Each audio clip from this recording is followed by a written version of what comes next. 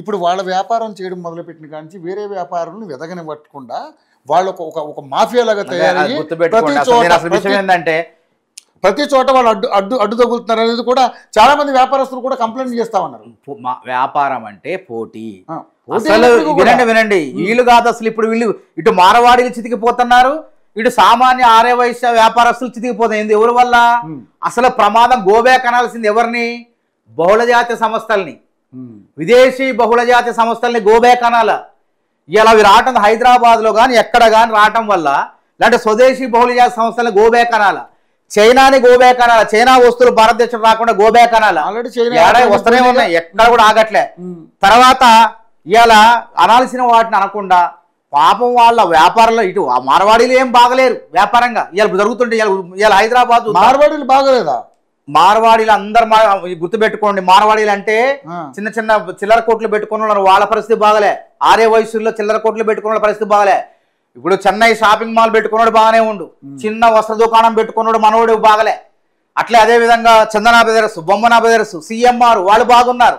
కానీ చిన్న వస్త్ర దుకాణం పెట్టుకున్నటువంటి షావుకారు బాగోలేదు. ఇలా ఎందుకు చితికిపోతున్నాయి? పెద్ద పెద్ద షాపుల వల్ల. మార్వాడి బాగోలేదన్న మాట మాత్రం నేను ఒప్పుకోను. ఎందుకంటే చెప్తాను, వాళ్ళు ఏ వ్యాపారం పెట్టుకున్నా సక్సెస్ గా బాగానే వాళ్ళు ఎవరు ఆర్థిక వ్యవస్థ మారుతుంది. నేను చెప్పేదేనండి, నన్ను చెప్పనేయండి దయచేసి. ఇలా వ్యవస్థలో అనేక సీరియస్ అయితేనండి మారుతున్నా గారు. నేను చెప్పేదంటే ఎన్నుకుంటూ కూర్చోండి. మీరు కూర్చోవడం కాదు, నేను పూర్తిగానే కూడా మీరు అడ్డుపడి మళ్ళీ దానికి అడుగుతారు. దారి మళ్ళీ అంటున్నా. ఇప్పుడు మీరు అడిగిన దానికి సమాధానం చెప్పాలా? మార్వాడి మీరు కాదంటే నేను అవునంటున్నా. ఎందుకంటున్నా? మార్వాడి ఎందుకు చితికిపోయింది అంటాను నేను. మార్వాడి ఎందుకు చితికిపోయిందంటే ఇవాళ వస్త్ర దుకాణంలో ఆధిపత్యం బహుళజాతి సంస్థలది, స్వదేశీ విదేశీ సంస్థలది. ఇలా Chennai shopping mall, Chandana brothers ఇవన్నీ రావటం వల్ల ఇటు స్థానిక ఆర్యవైశ్య చిన్నపాటి వ్యాపారస్తుడు దెబ్బతిన్నాడు, అదేవిధంగా మార్వాడి దుకాణం దెబ్బతిన్నాడు. వాళ్ళు పరవాళ్ళు కాదు, మన రాష్ట్రపోలే కదా. అదే అంటున్నా, వాళ్ళు మనోళ్లే వీళ్ళు మనోళ్లే. అదే అంటే పెద్ద అంటున్నా, పెద్ద పెద్ద వ్యాపారస్తులు కార్పొరేట్ శక్తుల మూలంగా వీళ్ళు దెబ్బతింటున్నారు. కాబట్టి ప్రమాదం వారం. ఇంకో విషయం ఏంటంటే ఇలా సూపర్ మార్కెట్లు వచ్చినాయి, మెట్రో వచ్చింది, కూకడపల్లి ఉప్పల్లో ఉంది. ఇలా ఎవరు మన కళ్ళెదురుగా ఉన్న మన వైశ్య షాప్ దగ్గర పోయి కొంటలేదు హైదరాబాద్ లో, లేకపోతే మార్వాడి దగ్గర పోయి కొంటలే, పోయి మెట్రో పోతున్నాం, హోల్సేల్ కొనుక్కొని వస్తున్నాం. ఇలా బేగం బజార్ కూడా పోవట్లేదు ఎవరు, డిమార్ట్ కు పోతున్నాం, బహుళజాతి సంస్థల దగ్గర పోతున్నాం. కాబట్టి దానివల్ల ఏమవుతున్నాయి? ఈ చిన్నర మల్లర వ్యాపారాలు చేసి ఇటు మార్వాడి నష్టపోతున్నారు, ఇటు ఆర్యవైశ్యులు నష్టపోతున్నారు. మనం గోబ్యాక్ అనాల్సింది ఎవరిని? పెద్ద పెద్ద బహుళజాతి సంస్థలు. మీకు ఈ వ్యాపారం ఎందుకురా? మీకు వేరే వ్యాపారాలు లేవా? ఈ చిల్లర దుకాణం మీకేం అవసరం, మేము అమ్ముకుంటాం అనే ఉద్యమం రావాలా. ఇక్కడ అది రావటం లేదు. కాబట్టి ఇటు ఆర్యవైశ్యులు బయటకు వచ్చి మార్వాడి గోబ్యాక్ అంటలే, అసలు సంబంధం లేని వ్యక్తులు వచ్చి అంటున్నారు. అందుకే లెనిన్ ఏమని తెలుసా?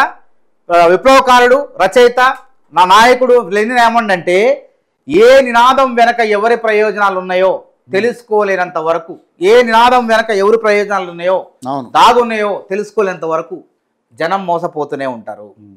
చెప్పండి, ఆలోచన చేయండి. ఇలా ఒక పక్క మార్వాడి చితికిపోతాడు, స్థానిక ఆర్యవైశ్యుడు చితికిపోతాడు, బహుళజాతి సంస్థలే పెద్ద పెద్ద స్టోర్లు.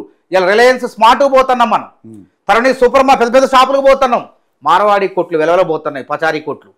ఆర్యవైశ్య స్థానిక మన బిడ్డల ఆర్యవైశ్య కోమట్ల కొట్లు కడదప్పిపోయి. కాబట్టి బతుకులన్నీ చిన్న చిన్న వ్యాపారాల బతుకులు చితికిపోతున్నాయి. మన పోరాటం పెద్ద పెద్ద కంపెనీల మీద ఉండాలా. లల్లుమాల్ ఎవరిదండి? దుబాయ్ది. మెట్రో ఎవరిది? అంతర్జాతీయంది. లులుమాల్ ఎవరిదండి? దుబాయ్ సంబంధించిన వాళ్ళది. ఇలా డిమార్ట్ ఉన్నది, పెద్ద మార్వాడి, పెద్ద చిన్న చితక మార్వాడి కాదు, దేశంలోనే దాదాపు 13,000 మంది పనిచేస్తారు అందులో. అట్లాంటి వాళ్ళ వల్ల చిన్న చిన్న వ్యాపారాలు దెబ్బతింటున్నారు. దానిపైన మనం ఉండాలి. కానీ అసలు రాజకీయాల్లో జోక్యం చేసుకొని తెలంగాణ ప్రభుత్వ కొలువులు వంక చూడని, తెలంగాణ స్థానికులకు అన్యాయం చేయని మార్వాడీల గోబ్యాక్ అంటాం ఎంతవరకు న్యాయం? ఒకసారి ఆలోచన చేయండి. వాళ్ళకి తెలిసిన విద్య వ్యాపారం, ఇక్కడ కాకపోతే ఇంకో చోట పోతున్నారు. వాళ్ళు ఎప్పుడన్నా చూసారు ఈ సంఘటన తప్ప? నాకు తెలిసినంత వరకు హైదరాబాద్ వచ్చి నేను కూడా వలస వచ్చిన ఖమ్మం నుంచి చదువు కోసం వచ్చి ఇక్కడే ఉన్నా. ఇవాళ ఈ ఉద్యమం చేసే వాళ్ళంతా కూడా వలస వచ్చిన వాళ్ళే. కానీ ఈ 20 సంవత్సరాల కాలంలో ఎవడు గొడవ పెట్టుకోలే మార్వాడి అనేవాడు. ఒకవేళ ఎదుటివాడు గొడవ పెట్టుకొని ఊసినా తుడుచుకొని పోతారు మార్వాడిని. మాకు వ్యాపారమే ముఖ్యం, ఈ గొడవలు కాదు, మాకు రాజకీయాలు ముఖ్యం కాదు అని చెప్పి ఆ వ్యాపారాన్ని నైపుణ్యంతో నమ్ముకొని వ్యాపారంగా ముందుకు పోయేవాళ్ళు వాళ్ళు. కాబట్టి ఇక్కడ వీళ్ళు ఏం చేస్తారు? కొంతమంది నిజంగానే ఆర్యవైశ్యులు వచ్చి చేస్తే అర్థం ఉంది. ఇది ఏమన్నా 4 కోట్ల మంది సంబంధించిందా? తెలంగాణ పౌరులు మీరున్నారు, మీరు వ్యాపారస్తులు కాదు. 2 కొట్లు ఉంటాయి, మన ఆర్య వైశ్యుడిది ఉంటుంది, మార్వాడిది ఉంటుంది. ఎక్కడ నాణ్యమైన వస్తువులతో పాటు ధర తక్కువగా, నాణ్యతతో పాటు ధర తక్కువ ఎక్కడ ఉంటుందో అడిగిపోతాం మనం.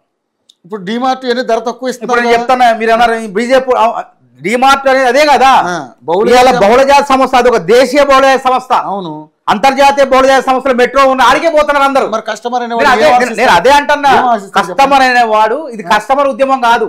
అదే ఓకే, ఎవరిది కొద్ది మంది ఉద్యమం, ఇది ఒకళ్ళిద్దరు. నేను చెప్పిన సమాజంలో గుర్తింపు కోసం తప్పించే వాళ్ళు చేసే ఉద్యమమే మార్వాడి గోబ్యాక్ ఉద్యమం. అంతేగాని వినియోగదారుడు చేస్తాడు ఉద్యమం ఎక్కడ నుంచి? నీ దొంగతనం ఆపు, నీ చిల్లరతనం ఆపు, నువ్వు ద్రోహం చేస్తాను, నువ్వు మోసం చేస్తాను అని చెప్పి ప్రజలు ఉద్యమం తీసుకొచ్చారు. ప్రజల నుంచి రావాల ఉద్యమం అంటున్నా. తెలంగాణ ఉద్యమం నాయకుల నుంచి పుట్టలే, తరతరాలుగా ప్రజల నుంచి పుట్టబట్టే తెలంగాణ ఉద్యమం విజయవంతమైంది. అది న్యాయం ఉన్నది. మరి ఈ ఉద్యమంలో గోబ్యాక్ మార్వాడి అనే ఉద్యమం అసలు ఉద్యమమేనా అది అంటున్నా.